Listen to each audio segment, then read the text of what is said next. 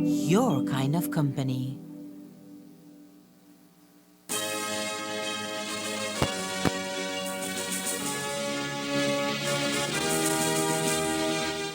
Tonight on Ctv3 News, the Rio Bravo River proved to be deadly over the weekend as a 21-year-old August Pine Ridge resident drowns at the Blue Creek Dam. His body is yet to be located. Financial Intelligence Unit retains the services of a senior counsel, Godfrey Smith. He goes head-to-head with attorney representing Caribbean International Brewing Company Limited, Dean Barrow. And the BSI, ESR, and the BCFA agreed to the intervention of a mediator in commercial agreement dispute. These are some of the stories we have for you tonight in our newscast for Monday, October 17th, 2022.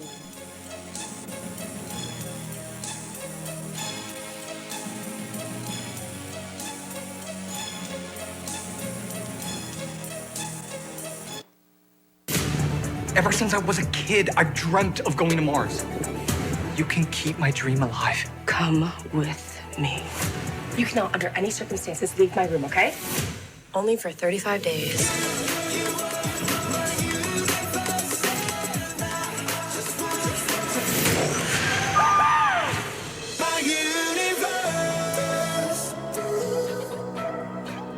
Enjoy your favorite HBO original series and movies with Centaur, your kind of company. Es un hecho que tu crédito dura más con Smart. Durante estos tiempos, todos buscamos cómo minimizar nuestros gastos y ahorrar a lo máximo. Con Smart, lograr esto es fácil. Es un hecho que con Smart su crédito dura más. Puede llamar de Smart a Smart y de Smart a Digital sin discriminar al proveedor, usando su crédito promocional.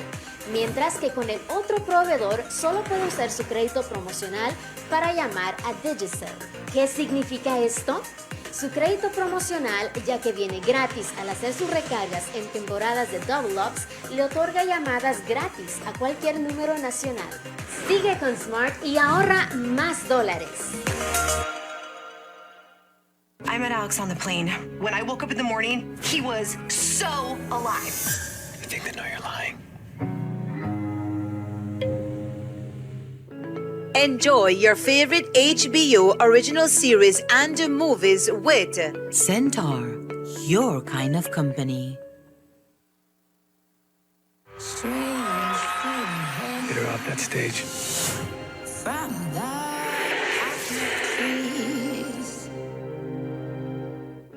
Enjoy your favorite HBO original series and movies with Centaur, your kind of company.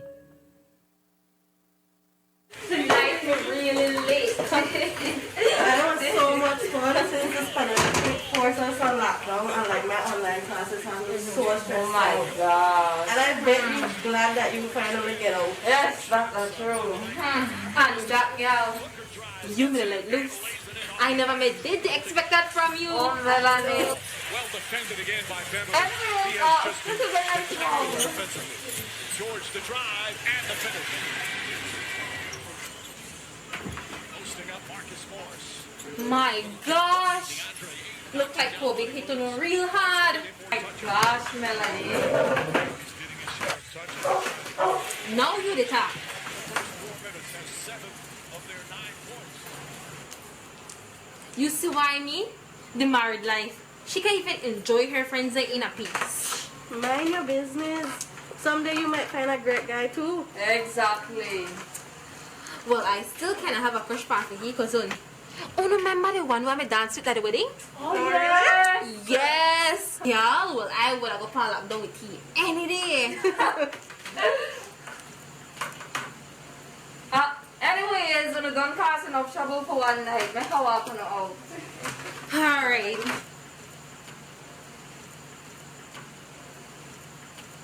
Now I believe I have to go to that place at 5 o'clock tomorrow. Bye. Bye.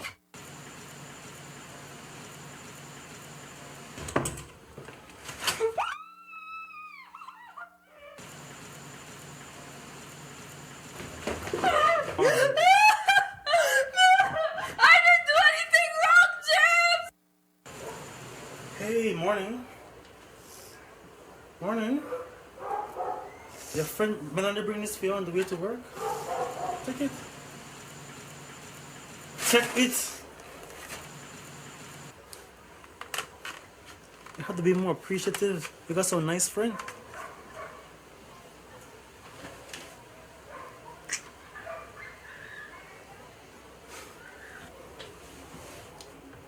And remember, nothing never happened last night, right?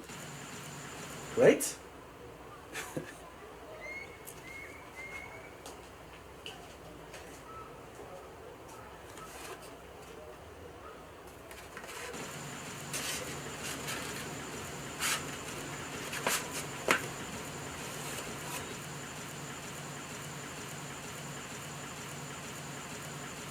I love you, Jack. You have to do this for you. There's nothing to fear but fear itself. Your future self will thank you.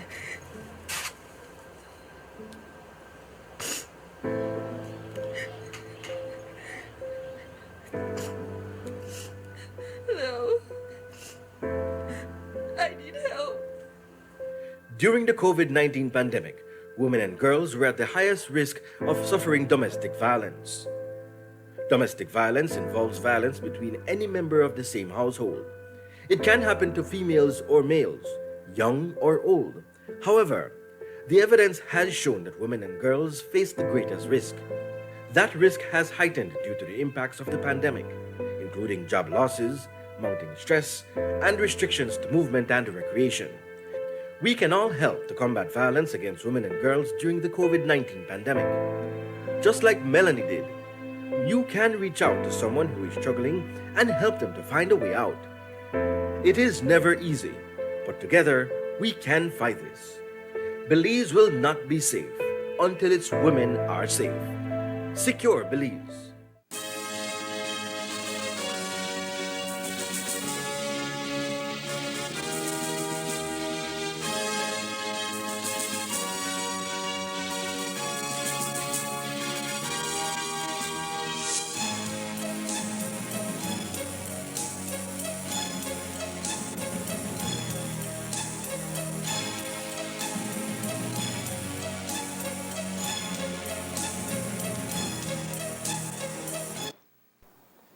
Good evening with your news. Also simulcast on Fiesta FM 106.7. I am Joanna Rodriguez.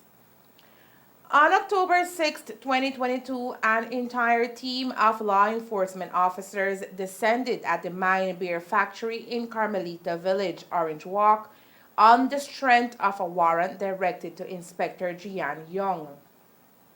During that search, law enforcement seized a whopping $3.1 million. This has caused a hiccup at the Caribbean International Brewery Company Limited, and before the weekend, senior counsel and the former Prime Minister of Belize was hired to represent the company at the Orange Walk Magistrates Court to fight their case, which is to have the Financial Intelligence Unit return their $3.1 million in cash because they believe that the authorities illegally seized the monies.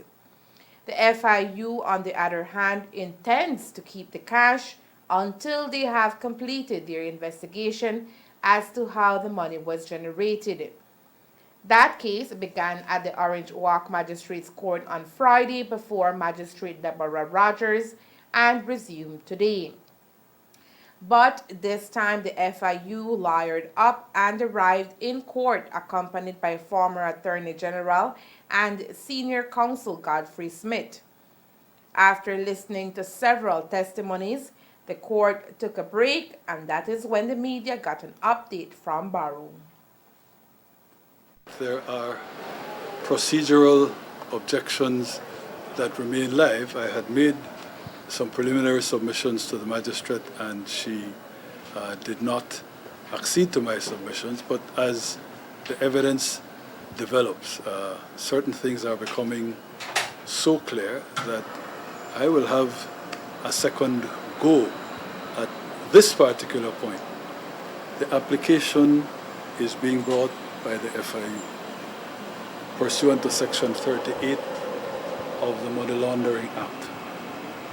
that section makes clear that where a police officer or a customs officer is lawfully on premises and sees money and has a reasonable suspicion that the money may be proceeds of crime, may be tainted, may be laundered, the policeman is able to seize the money based on that reasonable suspicion, hold it for 72 hours, and thereafter to come to court with an application for continued detention.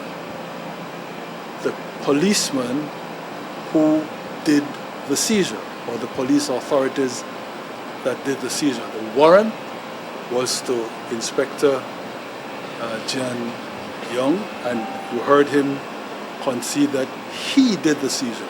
He did the seizure of the first amount of cash at 8. He did the seizure sometime after 8, and the seizure of the second amount of cash sometime after 9. Two things. The original application for the continued detention, brought in the name of the FIU, wrongly as far as I'm concerned. It is the person who seized upon a reasonable suspicion and who is continuing to investigate that can come to ask for continued detention. And as mentioned, the company is sticking to their story. That is, that multi-agency team of law enforcement officers seized their funds last week during the 2-day raid unlawfully. The application wrongly filed by the FIU was filed at 4:29 p.m. on last Wednesday. The seizure had taken place, as we know here, not later than 9 a.m. on the previous Thursday. 72 hours had already elapsed, and so the continued detention by the police/FIU of the money was unlawful. So you're saying that right now your clients should have their money? Absolutely. Absolutely. And there is nothing in my submission that can be led to defeat their right. As you say, looking at the merits, there's no causal connection. The inspector admits he did not have any suspicion of money laundering. He thought the proceeds were derived from 14 Chinese being trafficked. There's nothing to show that these people are being trafficked in any event. But that apart, what the application said, was that this was money that was seized by the police, then re-seized by the FIU. Which re-seizure by the FIU? It was always the one seizure by the inspector who sent for the FIU and afterwards gave them custody of the money.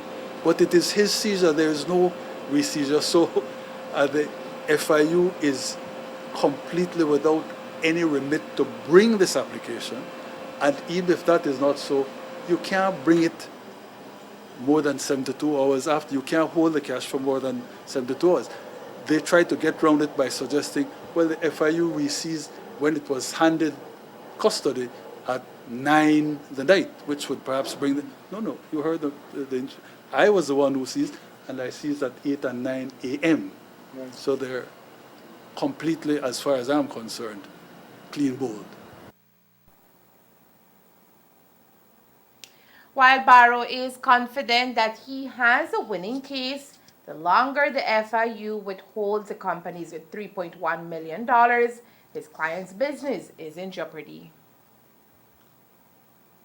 What they said to me was that they will have to borrow money and pay whatever interest whoever will lend them the money charges so that they can continue. Because I've told them that in order to do justice to the matter, we can't expect, you've heard the magistrate, even if we finish with the case proper on Wednesday, she won't give a decision until maybe a week after. And I'm not even certain that we are going to finish on Wednesday. So if they wait for the money to be returned in order to continue with their business, they're going to be in really bad shape.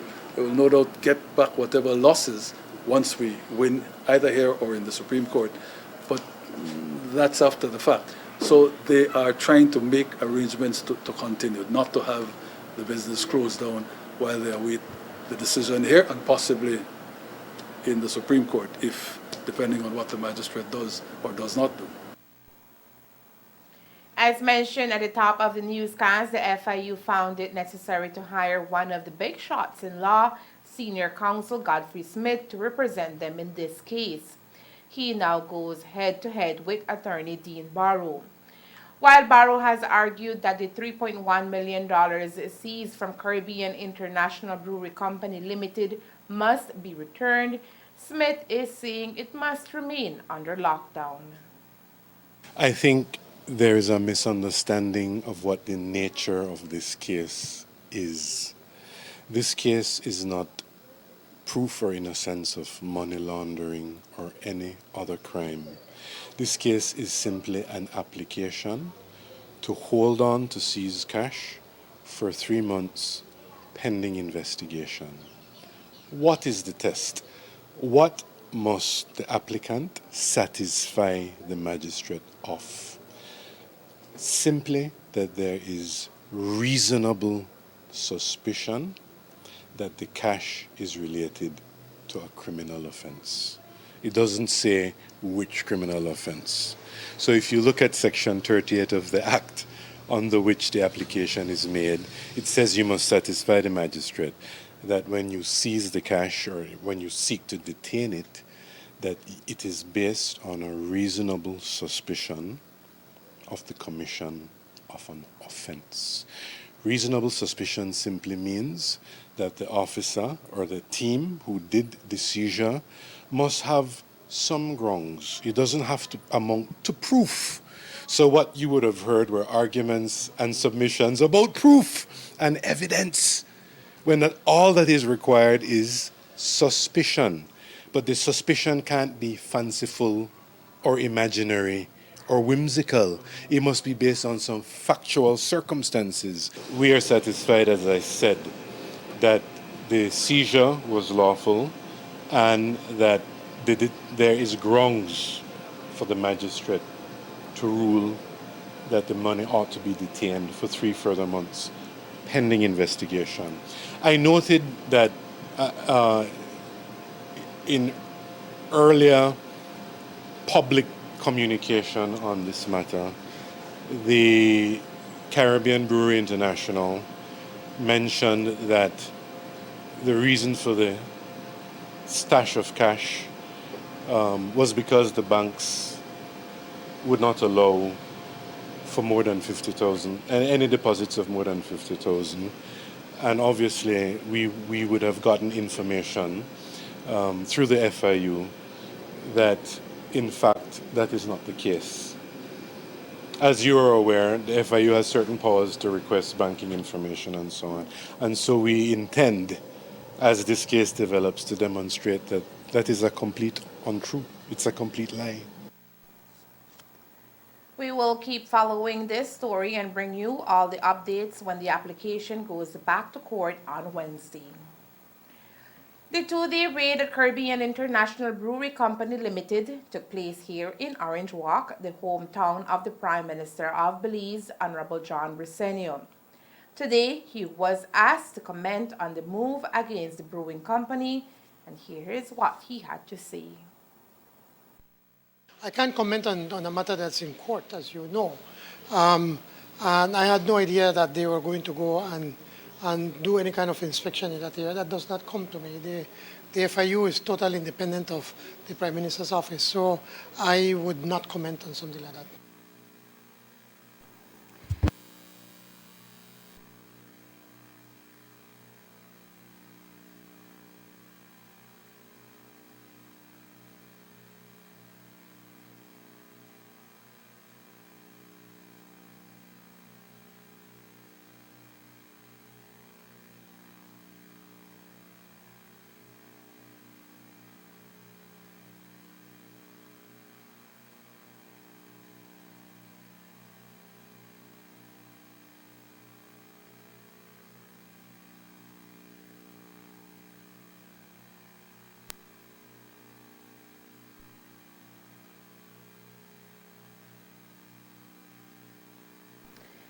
The Belize Sugar Industries Limited, American Sugar Refining, BSI-ASR, and the Belize Sugarcane Farmers Association, BSCFA, have agreed to jointly appoint an independent mediator to settle their commercial agreement dispute with less than 10 weeks remaining to the start of the new crop season.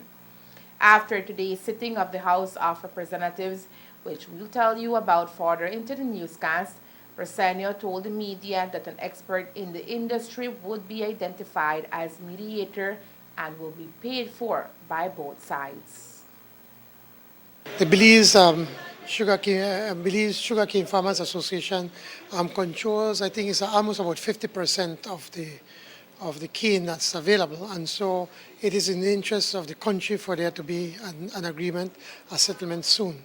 What we've been discussing, and something that we have proposed to both teams, is for us to have a mediator that can sit with both sides and try to see what are the sticking points and see how we can walk them through to find an agreement.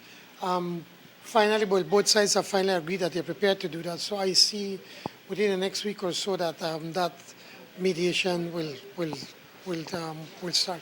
How effective has the input of Mr. Florencia Marin Sr. been over the few months? Well, it has been very effective because it is because of his experience and having the ability to speak with both sides. He has managed to keep things calm and that it does not get out of control. The animosity between two sides.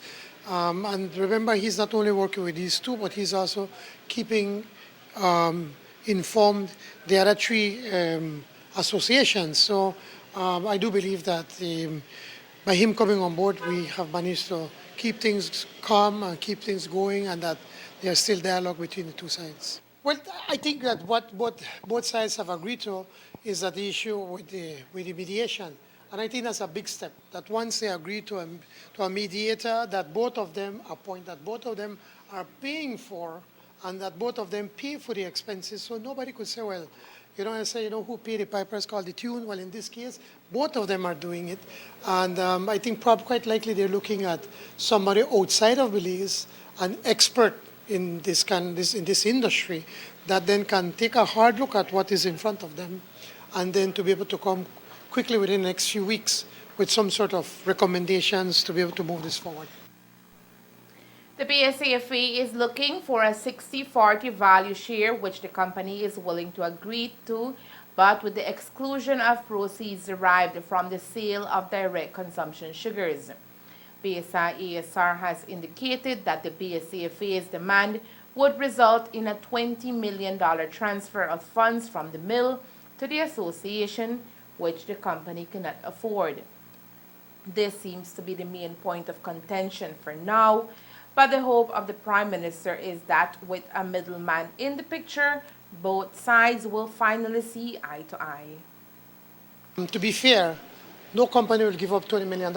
And I've been saying that to the Belize Cane Farmers Association, that if you give up $20 million from revenues of what they end up with about $60 million, you're driving them to bankruptcy. And we need both sides. We need the miller and we need the farmers. So we need to find a compromise from both sides. A number of issues have already been addressed.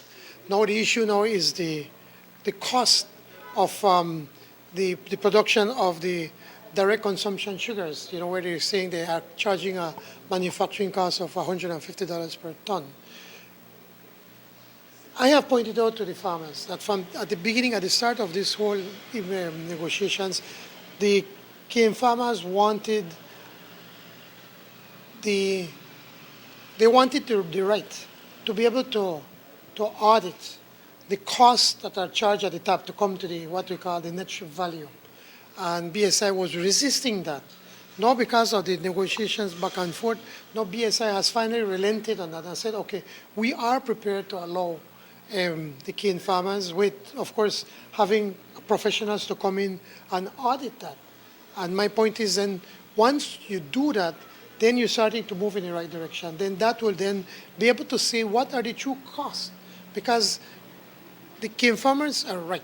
For all of these years, they have never been able to have access to the true numbers. I mean, BSI would tell them, okay, the direct consumption sugar costs X million, this one costs X million, without really giving the cost. So I believe with that, and having now an independent mediator that is appointed between the two of them and the government not getting involved, I believe that we'll be able to come to some kind of an agreement. It might not be the best for both sides, but at least it is something for them to start to get ready to be able to open the crop in December. Today, police announced that they are seeking 59-year-old Jaime Guerra of Orange Walk District, a car dealer. According to police, he is wanted in relation to an ongoing police investigation, the details of which are not known at this time. If you know his whereabouts, kindly contact Crime Stoppers at 922 or the nearest police station. The People's Constitutional Commission, PCC, is on its way to be formally established following passage of the enabling legislation today in the House of Representatives. The bill, as Minister of Constitutional Reform, Honorable Henry Charles Usher previously said, has gone through a long gestation period, will forward a process of decolonization in the nation of Belize through the drafting of a new constitution, 41 years after independence.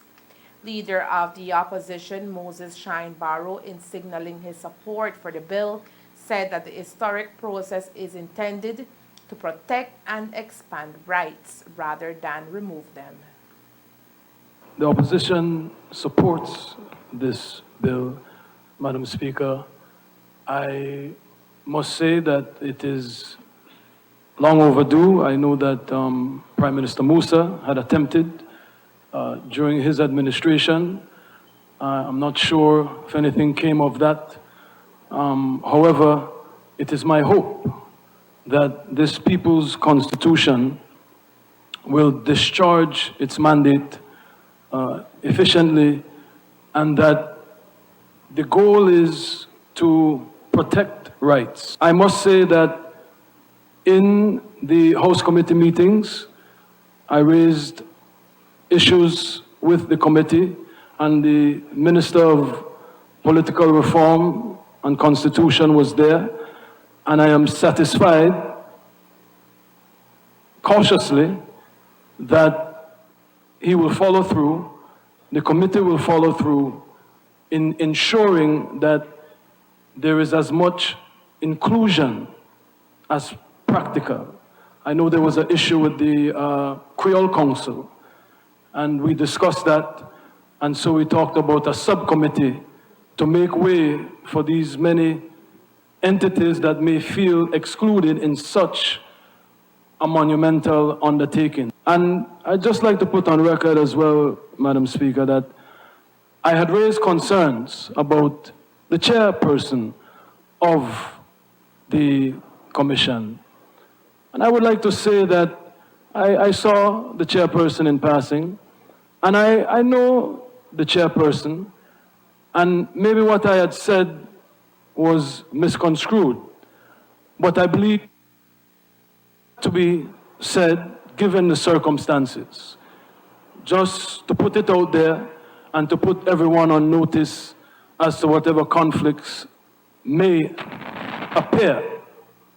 But I have to say that I was pleased to see that the chairman of the People's Constitution Commission has thus far proven himself to be what I do know him to be. I do know him to be a person of integrity. I do know him to be an upstanding citizen of Belize. His only downfall is that he's a PUP. After clearing the air that he is the one who recommended the appointment of Anthony Chanona as chairman of the commission, Prime Minister John Briceño assured organizations that not being a member of the commission does not lessen their ability to contribute to the debate.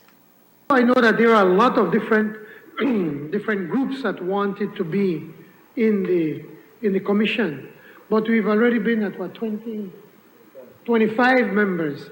And if we continue taking more and more, it's going to be unwieldy. We'll not be able to do anything. Actually, I'd have wanted to cut down the numbers on the commission. You see, because it's important to point out that the commission is not going to decide what is going to be approved. They are just going to be the vessel for the process. They are going to be out there listening to the recommendations from different people. So, for instance, my brother, the Creole Council, who has not been too active for a very long time, if they want, whenever there's a meeting, they can come and present their proposals, their ideas, their visions as to how they would want to see the changes in the Constitution. We have the Hispanic community. They don't have a member on the board, and right now the Hispanic community is by far the largest ethnic group in Belize. So, we can go on and be able to reach to 100, and it's still not going to be enough. We decided in good faith to cut it at where it is because it's already getting too big. I want to assure everyone that you all have access to speak to the committee. You can put in writing your proposals, or can go and talk to the committee. At the end of the period, we hope that with 1 year, that we want them to be able to finish the consultations, and probably another 3 or 6 months at most to put their recommendations together. That has to go to a referendum. So it's not a matter of whatever they decide, or we from the government will decide what is going to be approved, the changes. It will go to referendum, and at the end of the day, it is the Belizean people that will have the final say. And in the words of Minister for Political Reform, Henry Charles Usher, the PCC gives Belizeans the opportunity to govern themselves rather than be governed by anyone. This is such an important exercise, such a critical undertaking that the country is doing, that we have to get it right.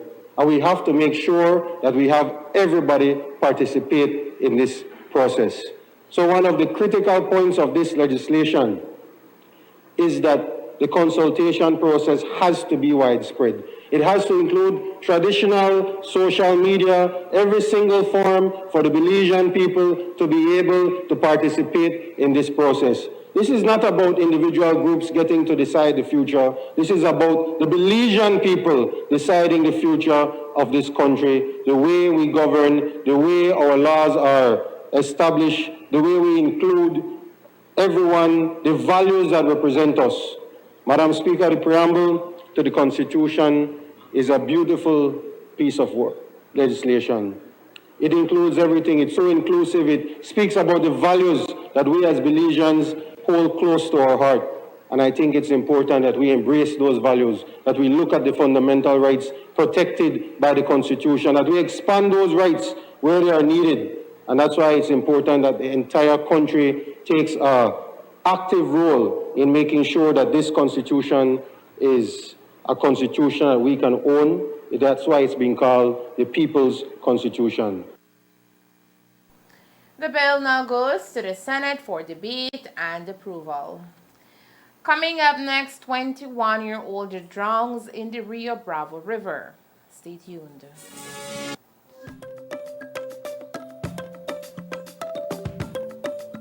What is Amnesty 2022?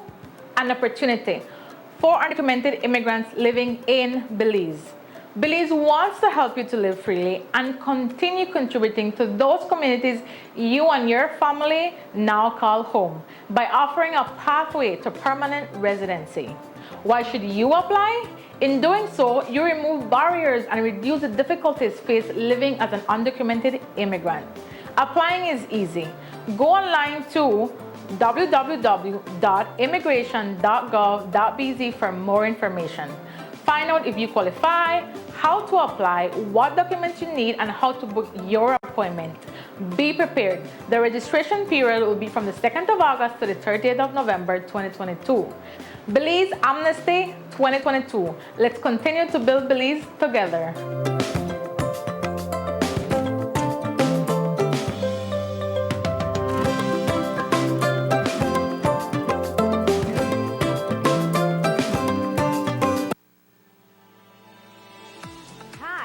Welcome to De La Fuente's Pharmacy, 16 Main Street. De La Fuente's Pharmacy is a family-owned pharmacy. We offer a friendly and dedicated staff that will motivate and educate you on healthy lifestyle choices. With over 50 years of experience, you can rest assured that you are in good hands. We believe in going above and beyond for our customers, providing several services that cater to your family's needs.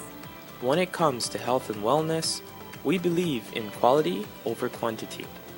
Some of the services we offer are free blood pressure checks, glucose testing, weight management, one-on-one patient counseling, home deliveries, and much more. Here at De La Fuente's Pharmacy, we offer fast and efficient practices with friendly patient care. At De La Fuente's Pharmacy, 16 Main Street, diligence, efficiency, and kindness are the cornerstones of our practice. Visit us today and experience pharmacare like no other.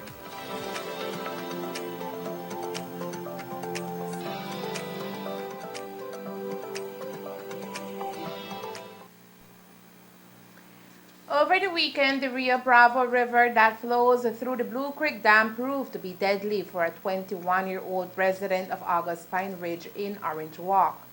Zaire Gideon went into the river to test the waters, but he never resurfaced, and was to be a day of socializing near the river proved to be deadly. Elmer Cornejo reports.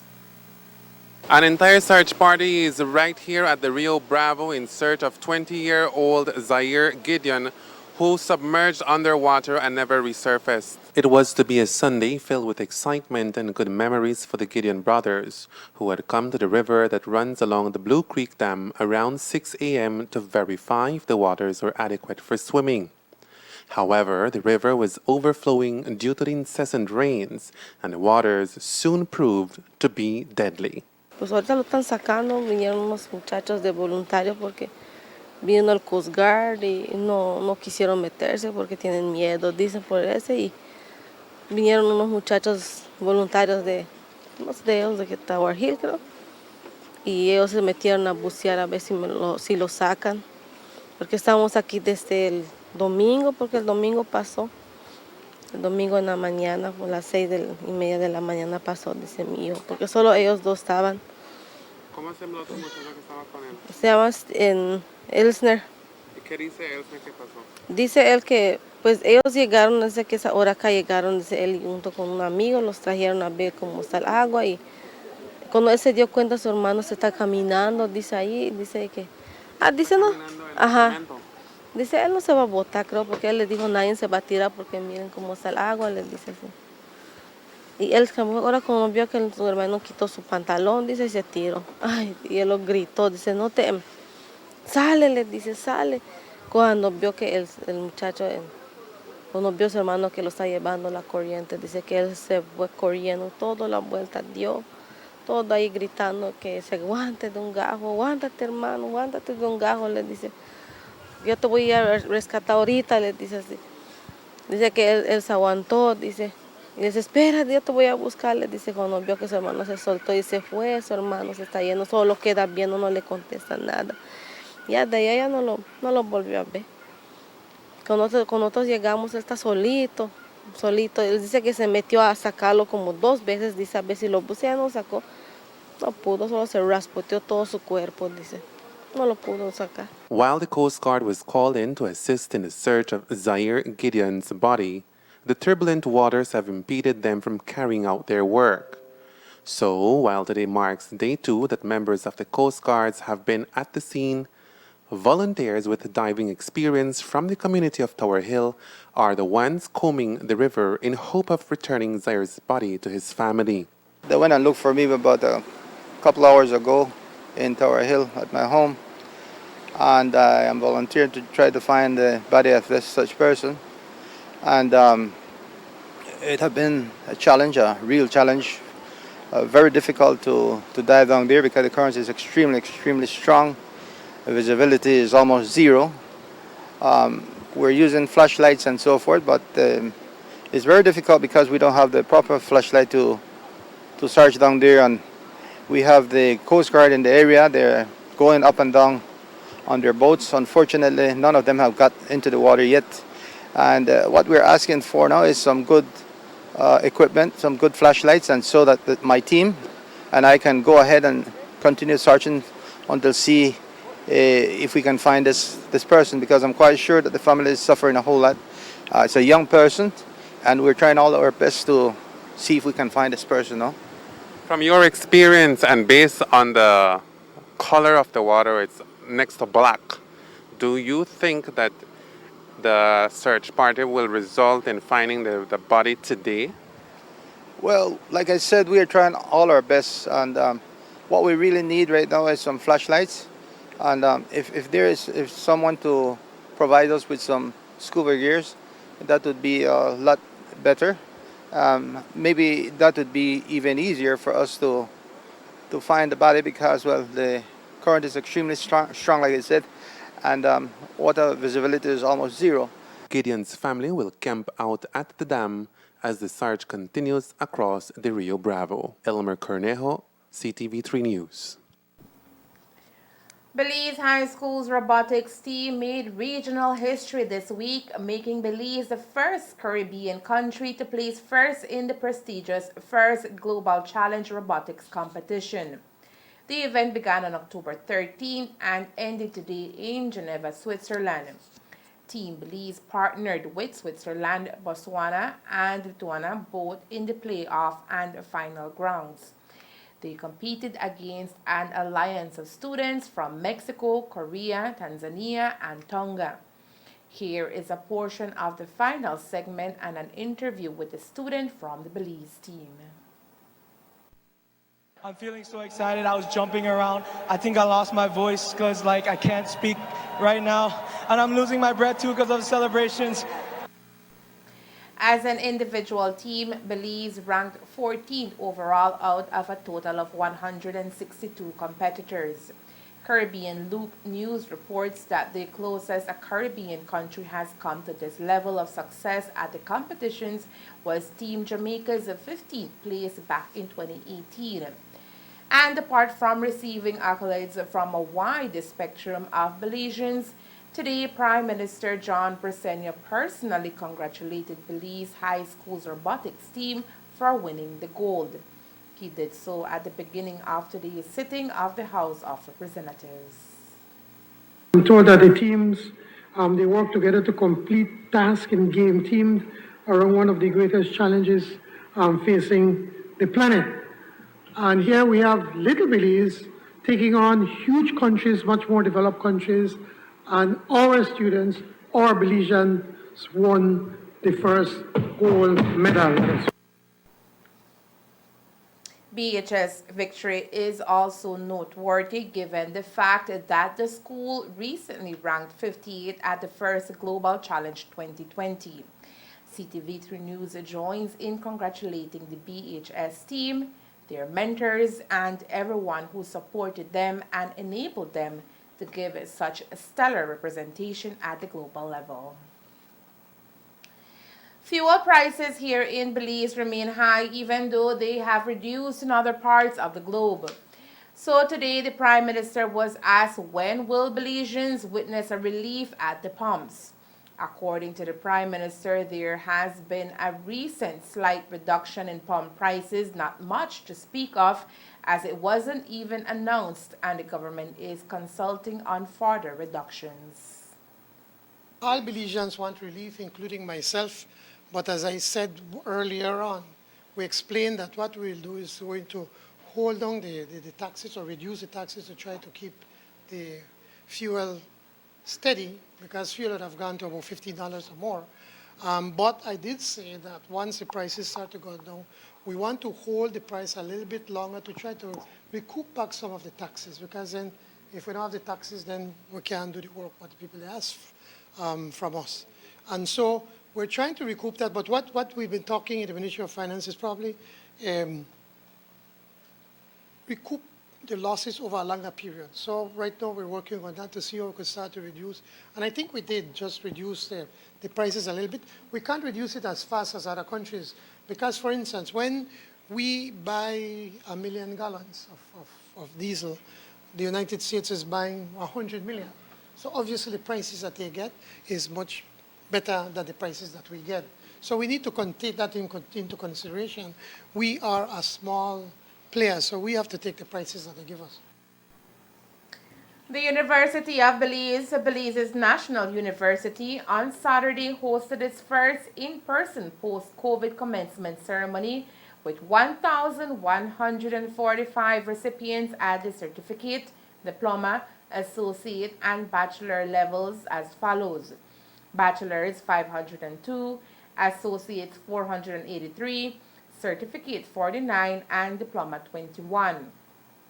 During the ceremony, UB also awarded honorary doctorate degrees to Honorable Saeed Musa, Doctor of Laws, and Gerald Lord Rayburn, Doctor of Arts, for their immeasurable contribution to our country and people.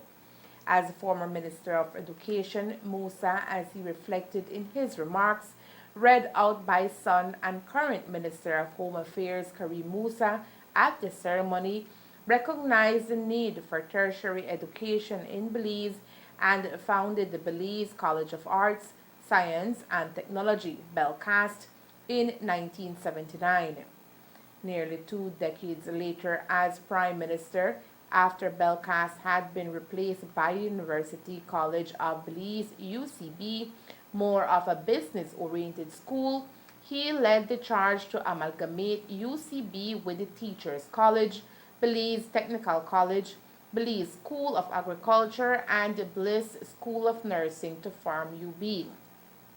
At today's House sitting, both the Prime Minister and the Minister of Education congratulated Musa on his conferral. I want to also congratulate the former Prime Minister, the Right Honorable Said Musa. He worked for 50 years as a leader of the opposition to be conferred a degree, doctorate in laws from the University of Belize in the recognition of his service to the people. He has had a stellar 50 years of service to Belize. He had served in so many different positions, from Minister of Education, the Attorney General, Minister of Economic Development, Minister of Foreign Affairs, Minister of Finance, and also Prime Minister, and the former leader of the oldest, most successful, hardworking, true political party of the country, the People's United Party. You could clap, leader of the opposition. That said, Madam Speaker, on behalf of all of us, I'm sure on behalf of both sides of the aisle, we want to congratulate the Right Honorable Said Musa for life of public service to the people and the country of Belize. Musa's prepared remarks also reflected on the current challenging times and the importance of education and contribution to national development by the National University, and reminded graduates that they come from a school every bit as prestigious as universities in Canada, the United Kingdom, and the United States. He said that this degree meant more to him than any form of Cambridge, Oxford, or such learning institutions. And that's news. We invite you to join us for another newscast on Tuesday, October 18th, here on Ctv3 and Fiesta FM 106.7. Remember that to read a text version of the news, you can visit our website at ctv3belizenews.com. You can also log on to our Facebook page for current stories at facebook.com/ctv3belizenews or our YouTube channel at Ctv3 News BZ. Remember to wash your hands and remain safe. From all of us here at Ctv3 News, thank you for watching and listening. Good night.